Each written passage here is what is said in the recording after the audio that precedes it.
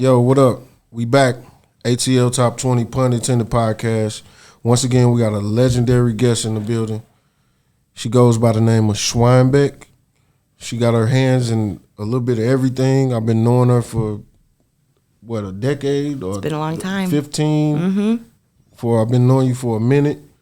And today we're gonna do some storytelling. I'm with it. Thanks for having me. So what's up? Like, how does it feel being back in the city?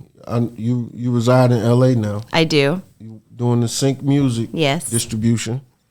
How do it feel being back in the city this week?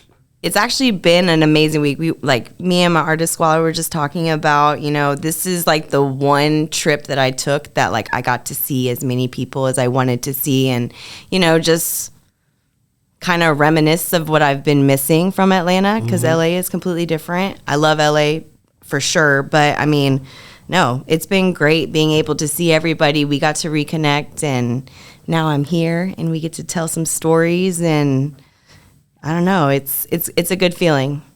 Okay, I want to thank you and Incognito for the invite. Of course. For Tip's 20th anniversary for trap music. For sure.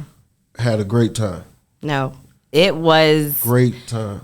The most stressful event I've ever put together, but it turned out amazing. And I can't say anything less than that. I mean, we had a lot of like ups and downs with it, and like what we were gonna do, and even like with the plaques and everything, like we literally ordered the plaque like 3 days before. We had to like overnight ship it to my parents' house. I had to go pick them up, make sure they're not broken. It was just like the most stressful thing, but we really got to celebrate a king. Wow. And it was awesome to be able, like you said earlier, like to be able to reconnect with so many people that we haven't seen in years and have really like supported T.I. and what he's done for the culture. So no, it was awesome. So how long did it take to put something like that together?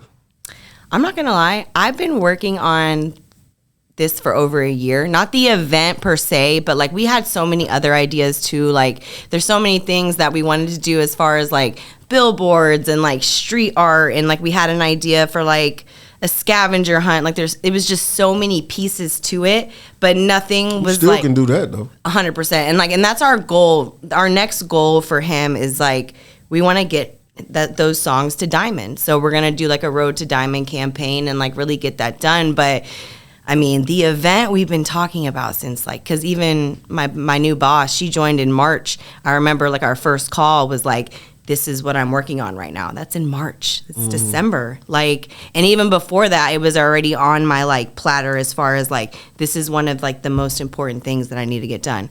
And we got it done.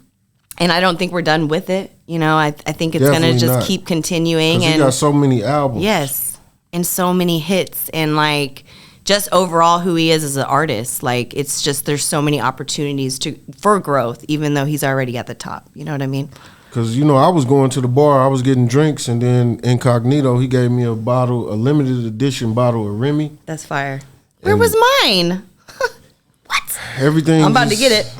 Everything turned into a blur. Yeah. Because I was like, you know what? I'm going to behave in the beginning of the event. I'm not going to go too crazy because I have to like hold these plaques. I have to I can't drop it, and even though my speech was like maybe a sentence, I didn't know they were going to give me the microphone. But regardless, after that was done, after party, I partied. So who idea was it to bring the band from his high school? That was his manager. For real? Yeah. That was a good idea. It really was. And we got it done that was But that fire. was about how many people in that band? About 20 or 30 people? Yeah, at least. There was a lot of them, and I'm like, I was sitting back the next day, and I'm like, wow, these kids performed like they of course they know the music, right? But they didn't grow to Tip, right? But they can go back and tell their kids like, hey, I performed at his 20th year anniversary. Like, and that's insane to me. Make sure y'all go to the YouTube page. I got footage on my YouTube page. Yeah, ATL Top so 20. many things. So you can see all this stuff. And that was the most stressful part of the event, is like we had so many things on the itinerary, and we only had this amount of time to get them done. So it was like, how are we going to pull this off? And everything, it just worked out. He got roasted. He got a proclamation. He definitely got roasted. roasted. He got 2 plaques. All his kids performed. Well, not all of them. Well, did they all perform? Yeah. They did. And it's like, that's crazy. Like, and that's something that people will always remember. And like, even me, like, that's something to be very proud to be a part of. And it was great for me just to come back to the city and be able to be like, hey, I'm still here. So what you think about when Buddy Red got on stage with Zanique, and they did, what song did they do? Rubber Band Man. Yeah. And he started playing the guitar. It was fire. That shit was crazy. Fire. All that. Even his daughter Eris, like, she is a star. Like, I'm so excited to see, like, her growth. Yeah, like, she has an amazing voice. Like, her confidence, like, as a child, I'm like, I didn't have that. Like, that's crazy. She fearless. Yeah. She did Live Your Life. Yeah. Over 2 billion streams. So how is that, like, I know Tip been with Sync Music since, I think, 2017. Yep. So what is Sync Music's job when Sync acquires an artist's catalog? Right. Because a lot of people don't understand. They be like, he sold his catalog, he sold his master. And then they think it's like done. Yeah, oh, he's got a check and it's like whatever. Is broke. You know, they like, why he should have kept it. But it's like, it's a lot go into that. Yeah. So what all goes into when the artist, when they do the deal for the catalog? What is Sync Music job? I think the perfect way to explain it is like if someone comes up to me and like, who are your clients, right? So then I'm listing my clients. I mentioned Tip, right? But he's my client in the sense of I'm marketing his older releases. It's not something that I'm distributing that's brand new and that I have to like, we'll pitch it to the DSPs and have them involved and things like that.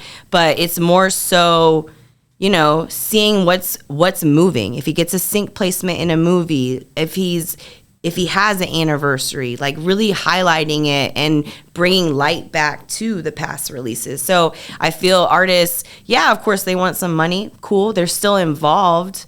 And they also have a team that's going to be behind them to market that music. Because it's already like artists, they record so much music. So it's, even though he has all these like amazing hits, he's probably focused on the now, right? So we got to focus on your past and get you what you deserve as far as highlighting what you've already done in your career. So that's the biggest thing, is like having somebody that you trust with your catalog to be able to push it forward and, make it more of a success than it is. So a sync placement, that's for movies and commercials, right?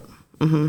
And even if someone wants to use it as a sample, they have to come clear it, and it's just so many opportunities there. And then, say he does get a big sync placement in a movie, put together a campaign to, like, really highlight it and, like, realize that this is an opportunity to take to push it farther. And, I mean, that's what you want from a catalog acquisition. Because my daughter was singing Whatever You Like. Yeah. And I'm like, how the hell you know this song? She's like, but I think it was in, what? Cloudy with a Chance of Meatballs. It was in one of those. That was a really big Disney one for us too. Yeah, Whatever You Like and Live Your Life with Rihanna, like those get placed a lot.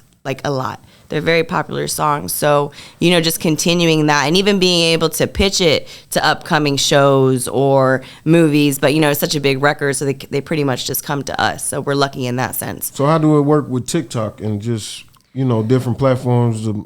If we see a spike, and what I will say, I will take that back, because with Tip, we did put out a record with him as far as a new release, and it was actually with a country artist. His name was Blanco Brown. Oh yeah, when they was on the horses. Yeah, and it was called Trap Still Bumpin'. So we had like a crazy just rollout for that. Like they rode out to the Falcons game on the horses, and we were able to really work with him closely with a new release. So that was actually really cool. But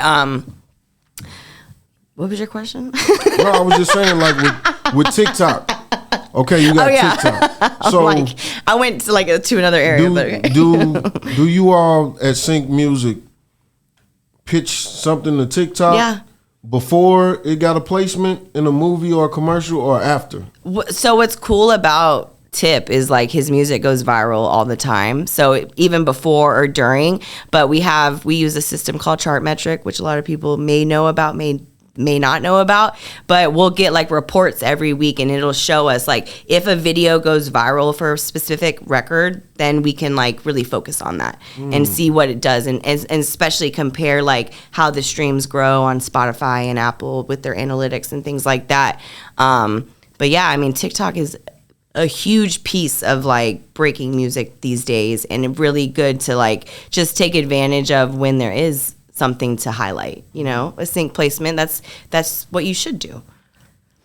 So what other artists you all have catalogs from on Sync Music? So we have a lot of Latin artists. I'm not even going to butcher their names, but that's like our bread and butter over at Sync is like in the Latin space. Like we've put a lot of music out from Bad Bunny, Anuel. We have a diamond record from Anuel called MNSA, which is one of the biggest records. But on the general market side, I said Tip, Jason Derulo. We have Sean Kingston, Sayari the Kid. We have his entire catalog. But we're still acquiring, so it's just, you know, so it's just going to grow. Is it anybody catalog you all or albums that you all have that you haven't released, or, you know, people that you did business with? We have a very large one. And I want to say his name, but I can't. But he's huge in the Latin space. Whenever I am able to say it, I'll give it to you first and we can announce it. But yeah, we're what also about the rap artists though. As far as catalog goes? That is, you all did business, but it's not. Like we have Master P was involved with Sync as far as like A&R goes. We had a Tupac project, which was real cool. We never ended up putting it out, but it was like way before Death Row. Like, so is it gonna come out ever?